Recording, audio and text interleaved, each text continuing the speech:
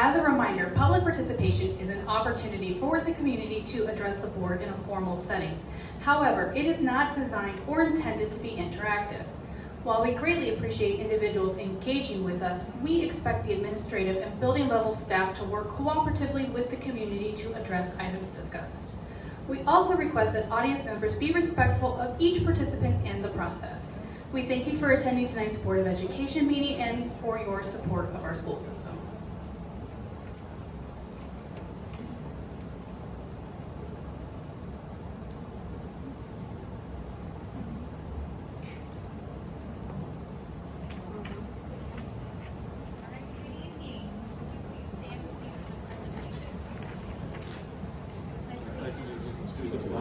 Of the United States of America, and to the republic for which it stands, one nation, under God, indivisible, with liberty and justice for all. Amen.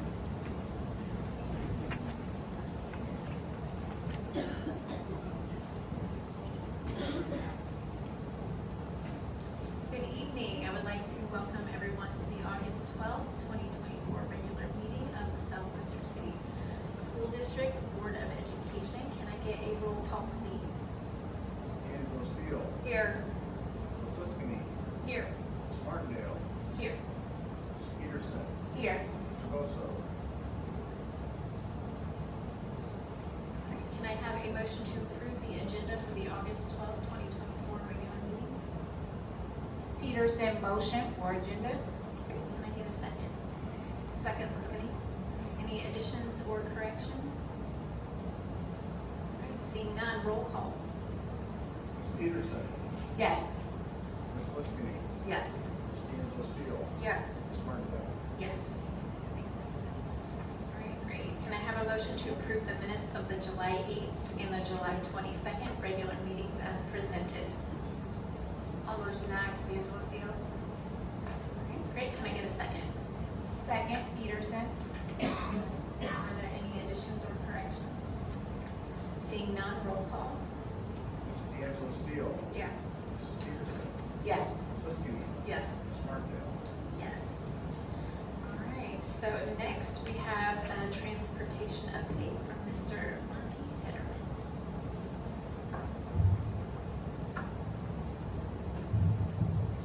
Good evening, Vice President Martindale, board members, Mr. Banks, Mr. Garside.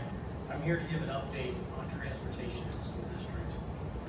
We've all seen the news stories out there that are leaking right now regarding transportation across the state. Even yesterday, Columbus came out and announced their struggles with staffing capacities in their district. This impacts many industries, including our available bus drivers. Our families are even aware of this situation, as many times when I talk to them, they'll start their conversation with me, I understand the sub shortage, or the driver shortage. Most of these families that I speak with have one big question for us though, what are you doing about it? So over the last couple of years, I just kind of want to highlight a couple things that has been done. First, you as a board have increased sub rates for bus drivers as well as added bonuses for those positions. The district is engaged in advertising campaigns, including billboards and social media events. We've been hosting our own job fairs in the district, including one last month. We've engaged some outside consultants to come in and kind of look at our processes and what we were doing with our routing. As well as we have visited some CDL training academies trying to recruit some additional drivers. In quantifying our situation, I kind of want to start looking at where we stand right now, and I kind of use that loosely because this is a changing piece all the time. In fact, on tonight's agenda, there are items for bus drivers for approval in the personnel section. If you look at, we are showing 171 drivers right now. That is down from 180 last year. And when I say drivers, that means routes that I need to fill. We have already reduced that number down to 171. You can also look here, I have some different numbers regarding our subs. And we have a couple different categories of subs that we use. We have what we call our daily daily subs. These are subs that will come in every day and drive whatever we need them to drive. We have what we call conditional subs. Conditional subs are people that would like to kind of pick and choose what they want to do. They may only want to work Monday, Wednesday, and Friday, or they may only want to work the mornings, but we'll take them for anything that we need them for. We have field trip drivers. We have some subs that say, I'll just come and drive field trips for you. They may work a day job, but have the availability to come in and drive a field trip in the afternoon while the rest of our drivers are out on regular routes. Right now, we have 4 drivers in training. That means they have already gone in, gotten their temporary permits, and are working with our trainers in the bus garage, working towards their license. We have an additional 8 that are kind of in the queue, as we would say, as they're getting their documentation, their paperwork, and working on some of their licensure so that we can then start placing them with trainers to train them. You'll recall back in January when we did our bus transportation presentation with Mr. Cox, talking about it can take 6 weeks at least sometimes for a full training of a driver. Before we look at some of these additional things, I just mentioned a minute ago some things that we've already done here as a board and us as a district. It is important for us to look at how this shortage of sub-drivers impacts the overall transportation. We use a 3-tier routing system, which is recognized by the state of Ohio as the most efficient way of school transportation. What that means is basically a driver will run 3 different ways or 3 different tiers. So they'll run, for instance, the example that's on the slide is in the afternoon. They'll go pick up elementary students at the school building and take them home. Then they'll go to the high school and pick up those students and take them home. And then they'll go to the middle grades and pick up those students and take them home. In the morning, it's a little bit different. In the morning, our high school is the first wave. Our elementary is the second wave. And then the middle grades are still that third wave. That 3rd tier is really what we are most concerned about. The biggest impact with the lack of subs is on this 3rd wave and 3rd tier for these middle grade students. You can understand that as you get built up with delays in the first 2 waves, those compound and end up on that 3rd tier. Let me kind of give you a little bit of an example. Johnny may be in the middle grades, and Johnny may be missing 2 to 3 times in the morning some education time, some school time because he's arriving late. Johnny may also then be getting on a bus late in the afternoon and not getting home until 5:30 or 6 o'clock at night because of a late bus. So Johnny's having that impact. This 3rd wave is where it encompasses all of this. If you also see an example is 1/3 of our ridership is in this 3rd wave. Those middle grade students, over 5,500 students are in that range. We transport close to 15,000 students. These students are not only getting home late in the afternoon, but are missing that important instructional time in the morning. And this is one of the biggest conversations I have with parents when they call. I understand there's a driver shortage, but Johnny's missing first period instructional time. And that's kind of our focus on where we're at and what we're doing and what we're trying to work towards. We mentioned, working on this capital crisis and what we've done in the past. Let's kind of switch to some additional items that we're looking at for this year. Our focus as we look is on route times. That takes a bus to run its tier. How long does it take from start to end for that route time?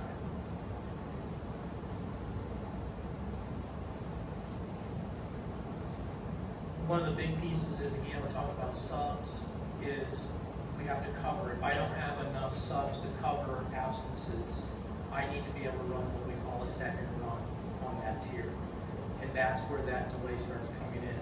So we really are focusing on that to delay the time it takes a bus to get back to the second run. This first area is our walk boundaries. As you can see in the chart there, our walk boundaries are smaller or less than the state requirement. I like to say these are up to numbers because sometimes we have neighborhoods where we can't go that far out and do that walk boundary. Example, right across the street, we have Pleasant View Middle School, Bolton Crossing Elementary Schools. Neither one of those buildings have a walk zone at all due to the placement of where the building is, and not having the capability for students to walk there. Harmon Elementary is another example of that as well. Each summer, we take a look at these walk boundaries that we have. We have not changed our number on walk boundaries, but we look at, are there neighborhood improvements? Are there things that have been done in those neighborhoods that create an area that lies within our current existing boundary, but allows us to maybe say, this area is not a good area that can be part of that walk zone. It's still within our numbers, not changed numbers. Another item that we looked at is in the past, when we are planning routing, and one of the things I want to say about that is, summertime is really our big time for planning that routing. When the drivers are done, the kids are home, we can come back, we can reevaluate routes, redo routes, changes and modifications. In the past, when we're doing that, we would load a bus past its capacity. We may have a 78 passenger bus that we load with 100 and some kids because we're not sure who's going to actually ride the bus. This does not allow us to efficiently determine stops and routes. This year, we asked parents to opt into the bus. This gives us a better understanding of where we need to run routes as well as who will be on the bus. This is a common practice with many school districts across the state, and we decided to try that this year. We've had really good responses from our families, in which we're very appreciative of them filling out the form. I want to make clear, though, that even if a parent didn't fill out that form, we're not going to take transportation away from them this year. That is not what we're going to do. We're only using that form to gain that extra information. As you can see, we have well over 1,100 students. We pull off buses in our routing planning that parents said, no, I don't need a bus. My kid's not going to ride the bus. Or my kid only needs the AM bus. My kid doesn't need the PM bus. Really good feedback from our families on that and that going out. Another area this helps us out with, and helps us out with transportation overall, and kind of goes back into that number of 180 to 171, is this allows us to look at some neighborhoods where we have, in these middle grades specifically, 2 buses in a neighborhood, one going to an intermediate building and one going to a middle grade building, middle school building. So an example is, I could look at that ridership now and say, I can have one bus pick up both my Finland middle school student and my Franklin Woods intermediate students that are right side by side in buildings, and save that extra route time in that driving, in that bus. We're hoping for next year we're going to actually do this again and put this out even earlier, probably before school's even out, and having our parents opt in. Again, with us being able to do our transition and routing and planning in the summer, it'll give us an opportunity to look at even more efficiencies that we can gain from that. Alternate transportation changes. The definition there of alternate transportation is a request to find for transportation to anywhere that is not the child's home.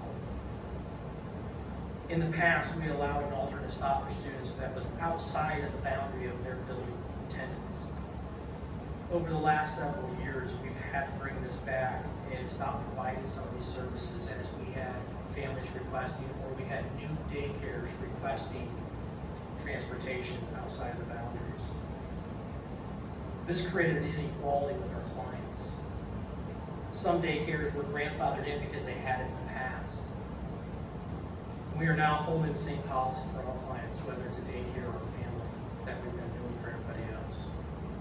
The extra drive time away from a building outside of its boundaries with a small number of students, 5 to 10 maybe, on a 78 passenger bus, increases that drive time and route time again. It also puts a bus farther away from its building, where if I need to have a second run, have that bus be able to get back in a timely manner to do that second run and not build up that compounding time in that third wave. While we certainly understand the residual impacts these changes have on families, these are necessary modifications to attempt to get students home and to school at a reasonable time, as well as reducing missed instructional time at this third tier.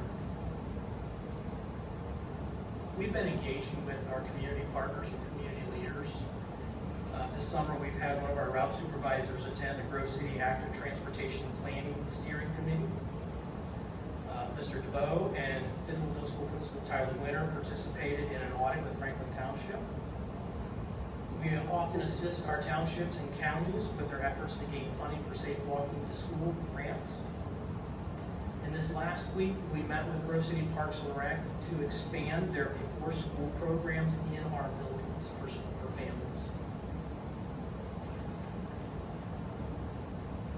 These initiatives really are in an effort to try to improve our overall efficiencies and reduce that time in the route and to get kids home and to school on time.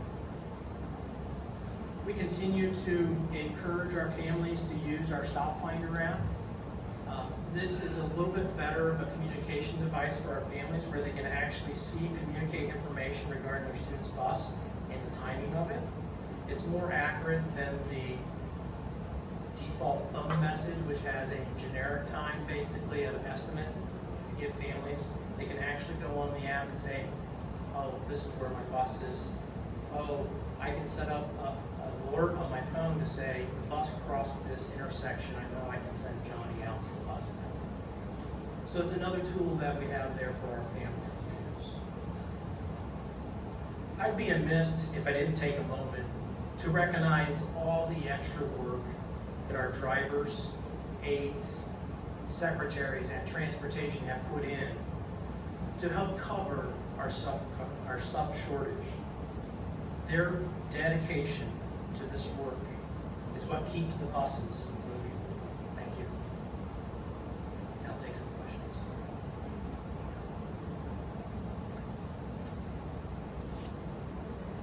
I have a question. I have a second, actually. First question is, how will these changes positively affect that third wave? Do we know what we're looking at? So as you can see in the first starting point of that, 180 to 171 reduces the amount of people that we need to have, which reduces how many subs I have to have. So that's the first tier that helps us out. The second part of that is that, like we said, when you're shortening up the route time, the run time in that tier, I can get that back faster. So all those pieces compounding together help us with that delay. And the other thing I would like to ask is, do we know how the alternate transportation changes affect our employees? I don't know that I That have we that work from. information because a lot of those are signed up not through any database that I have or information. We can kind of go back and look at some past history, but that doesn't necessarily tell me how many we have in ours. I have not heard from anybody as our employees.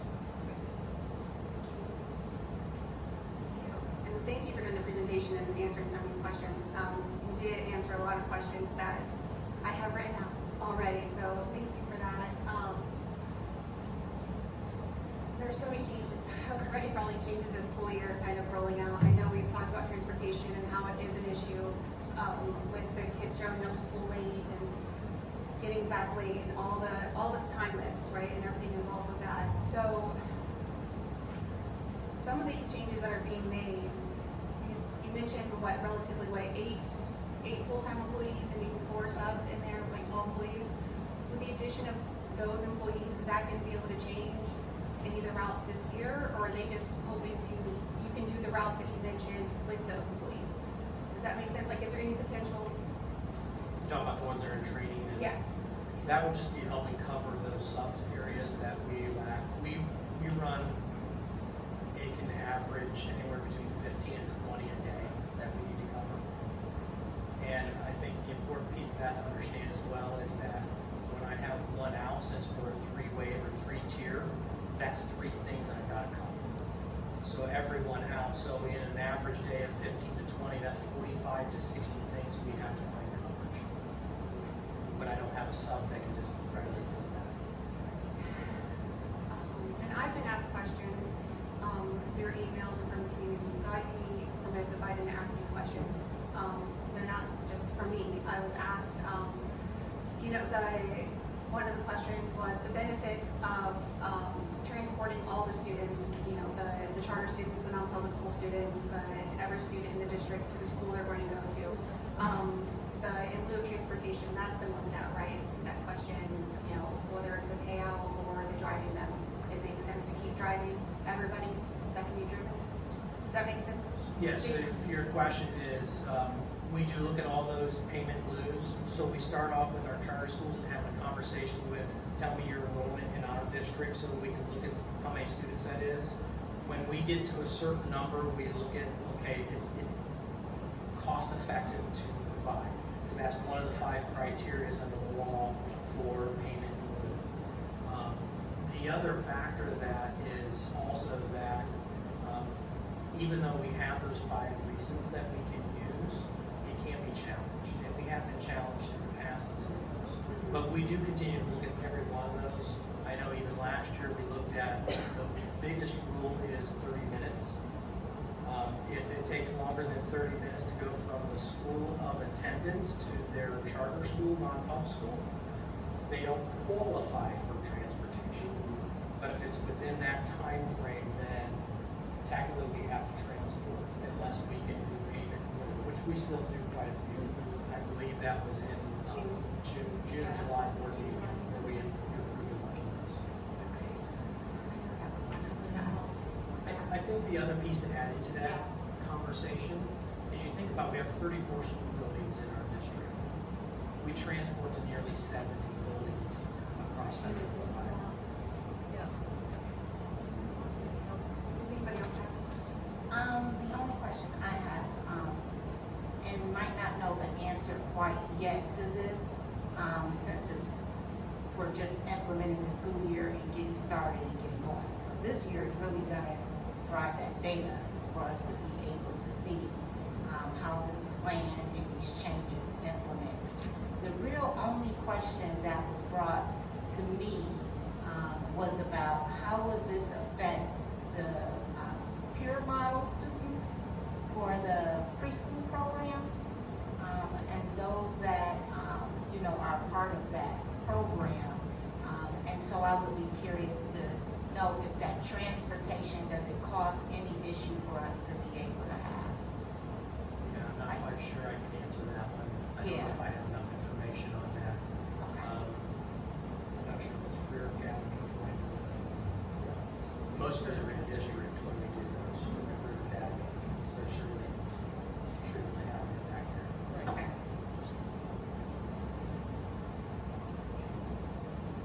I don't have a question, but I do thank you for coming and presenting to us. And I know transportation is a really complicated issue, not just for us, but for districts across the country. So thank you and your team for really looking at everything and doing the best that you can with the drivers that we have. So if we are questions, then just thank you so much. Thank you. Thank you. All right, moving on, are there any board reports? Like, making sound over here, but, are there any reports for the nursing community? That is actually coming in September. Oh, okay, like how the Yes, progress is doing? the Okay. update and the progress on that. Actually, we are, our committee meets this coming Thursday, on, the 15th, off on dates, because we're still on summer.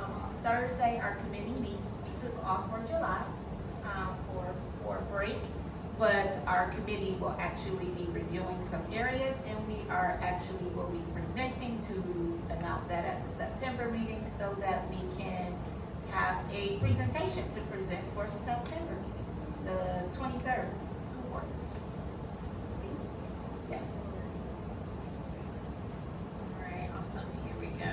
So public participation relative to agenda items, I see that we have none for this evening, so I'm gonna move on to my student and staff achievement liaison report. So over the summer, Central Crossing High School senior Desmond Carroll participated in the Mechanisms of Human Health and Disease course through Nationwide Children's Hospital. Last month, Desmond was recognized as a top student in the program and has the opportunity to participate in an internship at the Abigail Wexner Research Institute at Nationwide Children's Hospital. So congratulations to him, what an honor. We also have big congratulations that goes out to Beulah Park Middle School Assistant Principal, Mr. Kevin Masterson, who was named the recipient of the Southwest Community Leadership's Leader of the Year Award, and that was from the Grove City Area Chamber of Commerce. He was recognized for his efforts in creating the new school's first career and community resource event. This resource fair for middle school students and families to find out about job opportunities and resume building at the middle school level.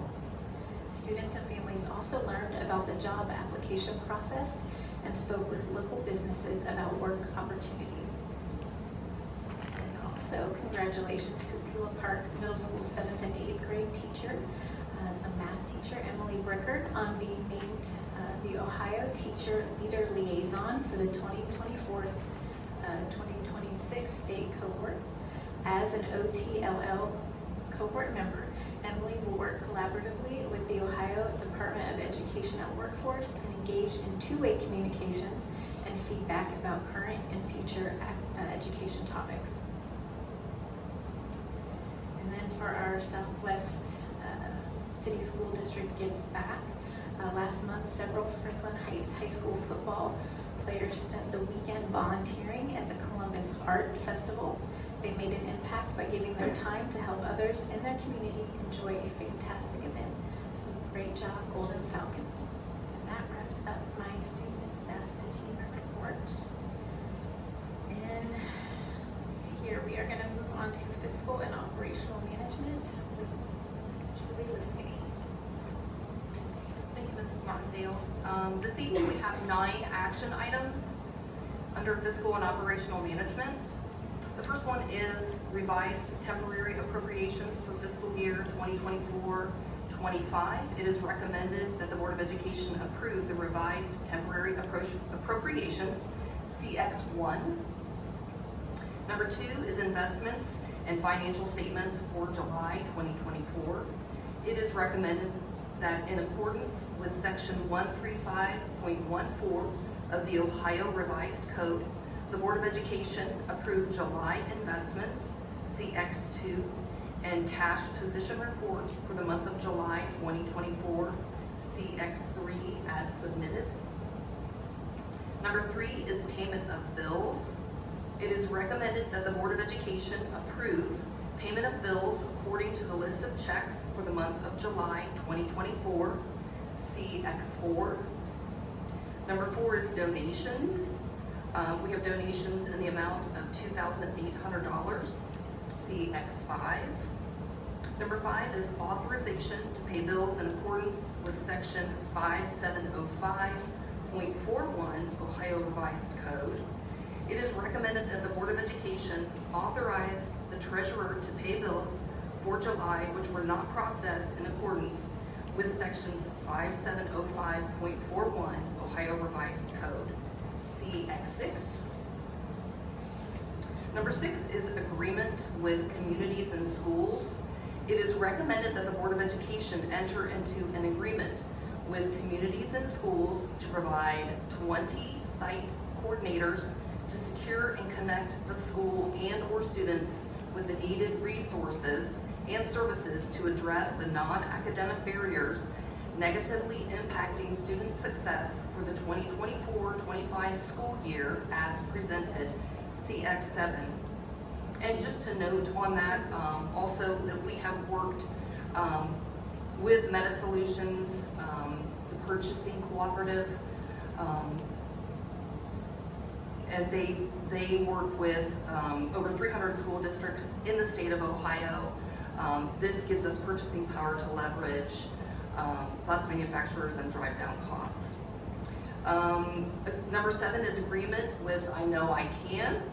It is recommended that the Board of Education enter into an agreement with I Know I Can for the 2024-25 school year as presented, CX8.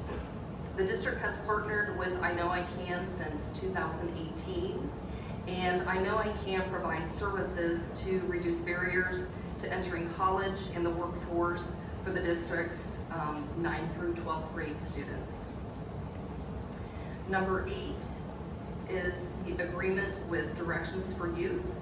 It is recommended that the Board of Education enter into an agreement with Directions for Youth and families to provide assessments and individual service plans for students in the amount of $60,000 for the 2024-25 school year, CX9. The district has partnered with Directions for Youth for many years, and Directions for Youth provides individualized service plans to students in need of behavioral health services. Got one more. And number 9 is, sorry everybody. Number 9 is approval of bus stops for the 2024-25 school year. It is recommended that the Board of Education approve the resolution to approve the bus stops for the 2024-25 school year as presented. CX10 in executive content area. After reviewing these items, I move them for approval. All right, we have a motion. Can I get a second? Second, Peterson. Any questions, concerns? Seeing none, roll call. Ms. Liskini. Yes. Ms. Peterson. Yes. Ms. D'Angelo Steele. I was slow to that. Questions or concerns? I do have concerns with number 9, but I know and I understand that the transportation needs to be done. Reading it, how it says to add, relocate, or delete, sorry, slip there. Add, relocate, or delete bus stops as required for the school year. It's so hard. I know it's necessary to do, but hearing how they're being changed is, I know we're working towards a better solution, so that's good to hear. So I'm thankful Monty had the presentation for us tonight to let us know that you guys are working with what we have as best we can. It's just really hard to knowing all the changes that are occurring and everyone that's going to be affected by this, all these changes. So, but I know it's important to get everybody to schools, but I just have to say that. So, but yes, it needs to be done. Ms. Martindale. Yes.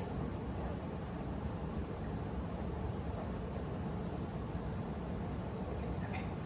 All right, now moving on back to me again.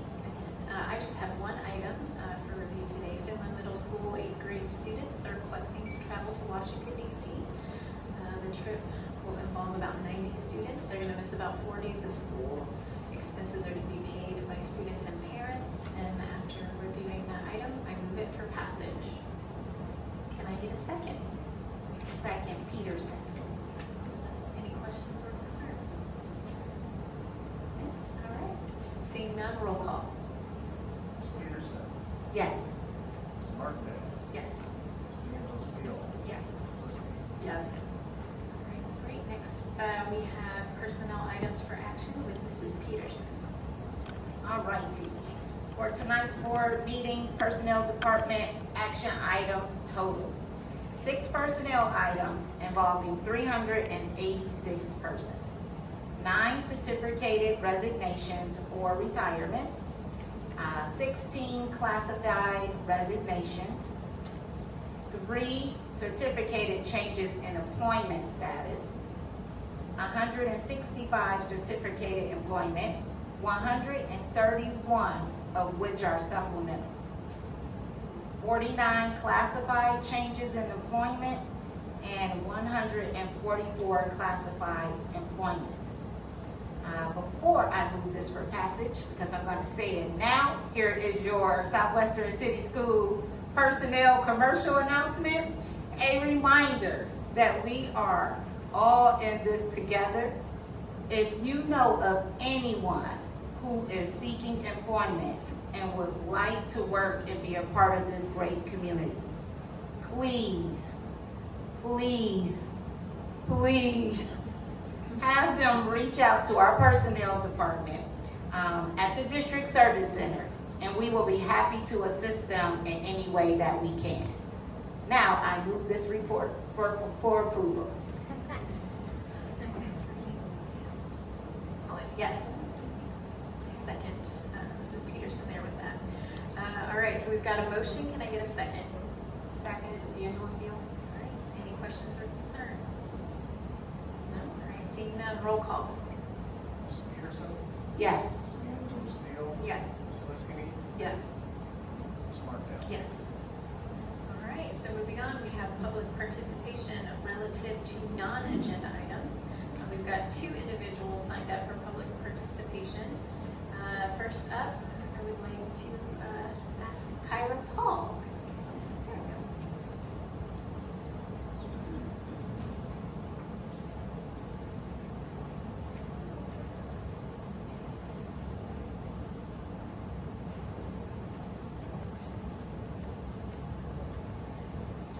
Members of the board, I would like to offer you a refresher on things that you promised to do while you were campaigning to be elected to sit in the chair that you're currently sitting in today, and how you are doing the exact opposite now.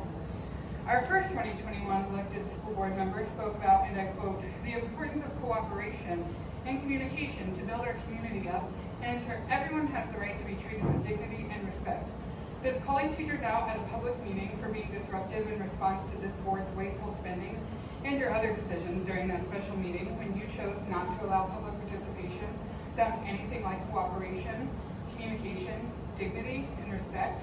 Does hiring an attorney with no relevant expertise or experience in education, which you seem to think is a good thing, who only represents the school board and has a specific political agenda, which you said during your Meet the Candidate interview you wanted to remove from this Board of Education, to present redacted invoices and to help this board around violating the Sunshine Law sound like cooperation, communication, dignity, and respect? The hypocrisy of this all is you yelling out at board meetings at your displeasure during COVID and yelling out to others to meet you in the parking lot after said meeting and thinking that that was okay, but when the same is done to you, you find it disrespectful. Our second 2021 elected official said during her campaign, and I quote, "I plan to work hard to make sure we are listening to the voice of the community. I plan to work with the other school board members to ensure that our tax dollars are going to our children and their education, and I pledge to cut irresponsible spending." First of all, you would need to be in attendance of all of those meetings to be able to listen to the voices of the community. I understand that unforeseeable situations pop up, I'm a mom. But vacationing is not one of those, considering the calendar of the year for school board meetings is laid out at least 1 year in advance. You missed 42% of meetings your first 2 years and almost 75% at one point this summer. You also, as an elected school board member, you should absolutely be standing up and speaking out against wasteful spending on things like Omar Tarazi. But you either aren't at these meetings or you're busy violating Sunshine Law to choose to hire him in the first place. You stated during your Meet the Candidate night that you couldn't believe how fast these meetings were. But the last special meeting was a 9-minute meeting which cost us $925, and the last regular public participation meeting lasted 10 minutes. All of this is not adding up to responsible spending and a focus on our students' education. Our first 2023 elected school board member said during her campaign, and I quote, "I believe in fundamental role of parents in their children's education. I will champion transparency in school policies and finances, ensuring parents have access to information and a voice in decision making. I and several others have personally emailed you about issues in which you are the only school board member who has never responded. Does this sound like you value and are seeking parental involvement? For someone that wanted to champion transparency and have parents have a voice in the decision making when it comes to policy and finances, sure have been quick to hold 11 special meetings since January, all of which no public participation was permitted and has cost the district $7,000. You have allowed redacted invoices from an inexperienced attorney who is literally taking money directly from the hands of staff, organizations, and most importantly, the students of this district. I think it's also important to note that you said, and I quote, "Together we can build a school system that values parental involvement and respects conservative values."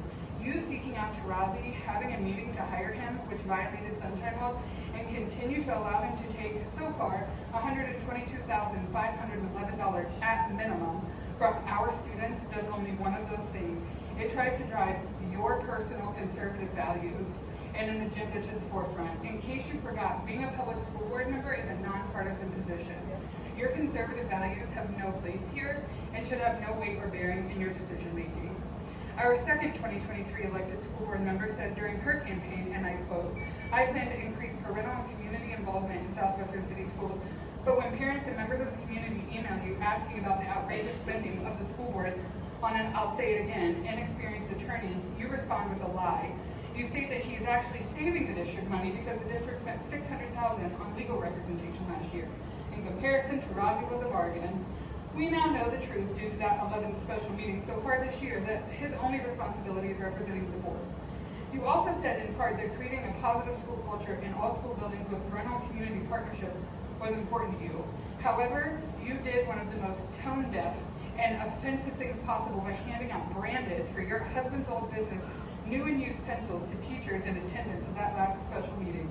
Teachers in this district don't get enough school supply funding. Discuss this with you, and that was your response. What a slap in the face, and what a way to destroy positive school culture and community partnership.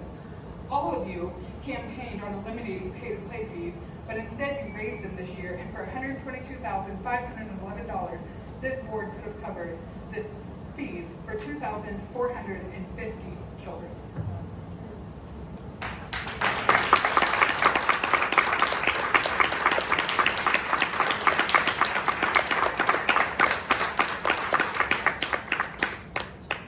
Okay, next I would like to invite Julia O'Brien to speak.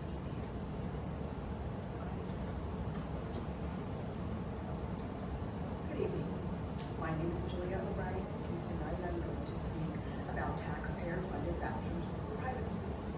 But before we get into that, I'm going to take a moment to address the evident angst of this board about the reaction of the community to this board's opaque actions taken during the last board meeting.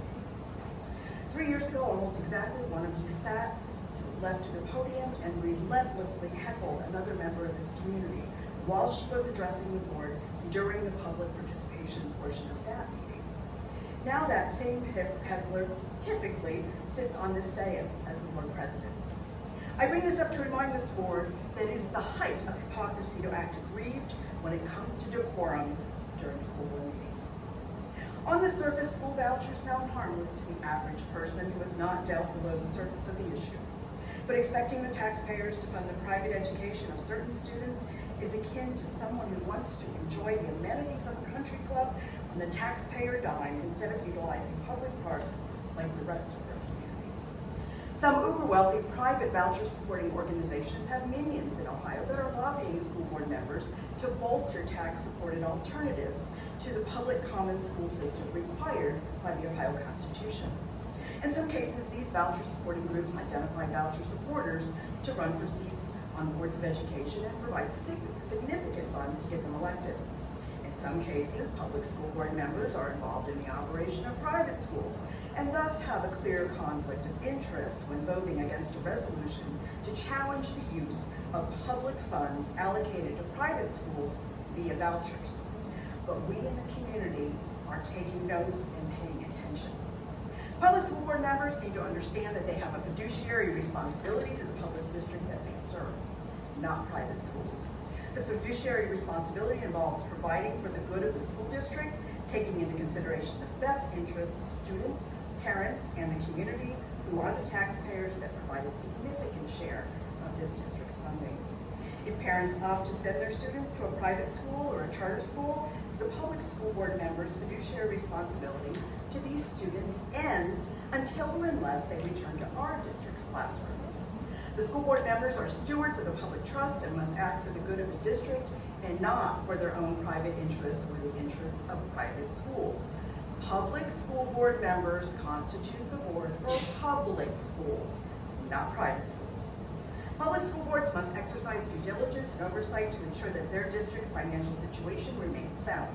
Board members in Ohio should be alarmed that on average, a high school student generates less than $5,000 per pupil in state funding for Ohio school districts, whereas a high school student enrolled in a private school generates about twice as much in state funding and vouchers for private schools. The state legislature has underfunded the school district funding formula to the tune of nearly $750 million just this year alone, while simultaneously allocating the same amount for additional Ed Choice vouchers. Shouldn't that funding disparity alarm you as a public school board member? Shouldn't you take the action necessary to challenge the state policy for the state of the district that you've been elected to serve? You are elected to be stewards of the public trust, to act for the good of all Southwestern students. When you support private schools by supporting vouchers, you are taking away funding that could be used to provide meals for those students. You are taking away funding that could be used to fund more aides and staff for our special education students. You are taking away funding that could be used to increase pay for bus drivers. But instead of pledging to make their pay competitive with other districts, you hired an inexperienced lawyer with zero education law experience to act on behalf of 3 or 4 of you, and then paid him in the neighborhood of $22,000 a month for months, and then gave him a guaranteed contract for the remainder of the year. Instead of allocating sufficient amounts of money to teachers for the purchase of school supplies around the first of the month, you withdrew from the Public School Coalition fighting Ed Choice vouchers, clearly having decided that our students do not deserve your efforts to maximize funding in this district. And in response to one of this district's teachers voicing to a board member that she was concerned about the outlay of district funds for this unnecessary attorney, when her students don't even have pencils and a stunningly tone-deaf act, that board member's response was to give a box of discarded company-branded pencils to this teacher. Going forward, I implore all of you to begin putting the needs of students above your own interests and avoid that kind of display in the future. In closing, the fiduciary responsibility of public school board members does not include protecting the interests of private schools. We urge you to take to heart who you were elected to represent and put your own political agendas and interests aside on this important issue. Thank you.